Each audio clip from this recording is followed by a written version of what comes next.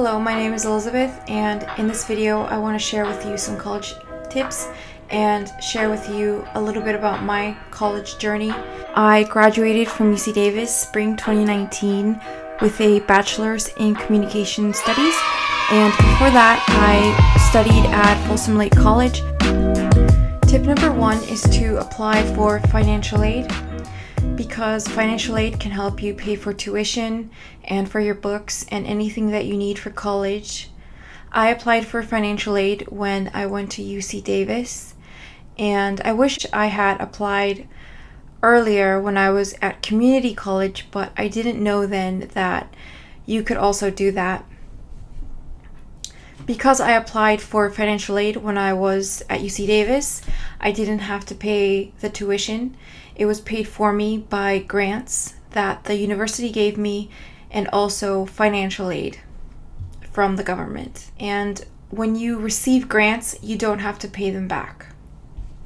The deadline for financial aid is March 2nd, and you can apply for financial aid starting on October.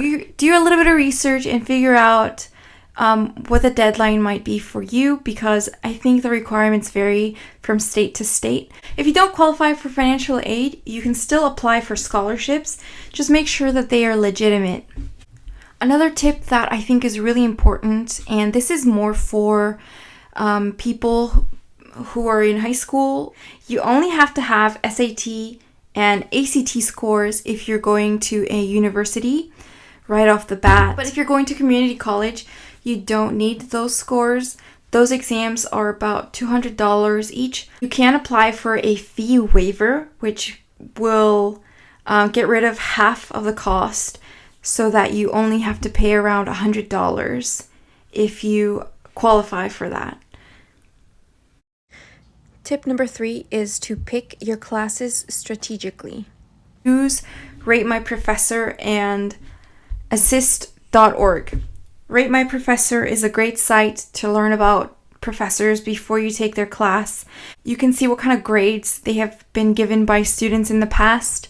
You can also read about what kind of homework or exams they give, and you can kind of read about whether or not students had a good or bad experience with them. Also, Assist.org is a great site to use to figure out what kind of classes you have to take in community college that are transferable to a 4-year university. You don't want to take just random courses. You want to make sure you know what classes you need to take. And I also recommend seeing a counselor. Go see a counselor every single semester before picking your classes. So if you want to transfer to a university like me, make sure that you're taking the right courses. You have to take GEs, which are just general requirements. You have to take classes for your major, and then you have to take classes that satisfy certain requirements to transfer. Tip number 4 is to study strategically. And what I mean by that is study as early as possible. Use study guides if your professor provides that. And make flashcards ahead of time, and don't make too many, because you don't want to waste too much time making flashcards instead of studying them. Also use spaced repetition and active recall. Spaced repetition is basically studying in intervals so that you're not studying a lot in one sitting. You want to spread it out over a course of weeks, maybe days. Spaced repetition basically is studying early enough so that you can spread everything out that you need to know. That's why I think reviewing your lecture notes before class or after class, anytime that you want, at least once or twice, is really helpful. Some classes, there's a lot of information, and you just kind of have to weed through what is important and is not. So now let's talk about active recall. And active recall is basically when you quiz yourself or test yourself on whatever it is you need to know. You can do it by yourself, or you can get a friend to ask you questions. The more that you know what you need to study, the better the odds that you're going to study for just the things that you need to know, and focus on the end of the chapter summaries, and just focus on the things that are most likely going to be on the exam. the things that your professor covered extensively in class. Usually you can see an overlap of the main points in the homework, the lectures, the labs if you have those. Okay, tip number 5 is to do your own research on jobs and figure out what kind of work is out there and what kind of careers you're interested in and what kind of requirements you might need to apply to certain jobs, to figure out what kind of degree you need and to figure out what kind of work is out there.